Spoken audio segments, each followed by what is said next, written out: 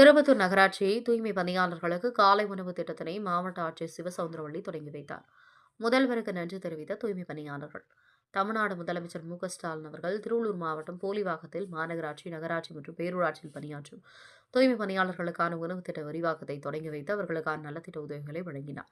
இதன் தொடர்ச்சியாக திருப்பத்தூர் மாவட்டத்தில் உள்ள தனியார் திருமண மண்டபத்தில் நடைபெற்ற நிகழ்ச்சியில் நகராட்சி தூய்மை பணியாளர்கள் 291 பேருக்கான காலை உணவு திட்டத்தை ஆட்சியர் சிவசவுந்தரவள்ளி தொடங்கி வைத்தார். இந்த திட்டத்தின் கீழ் தூய்மை பணியாளர்களுக்கு பொங்கல், இட்லி வடை, கேசரி, ரவா கிச்சடி, சாம்பார் உள்ளிட்ட சத்தான உணவுகள் வழங்கப்பட்டன. மேலும் மாவட்ட ஆட்சியர் தூய்மை பணியாளர்களுடன் அமர்ந்து உணவு உண்பதன் மூலம் அவர்களை உற்சாகப்படுத்தினர்.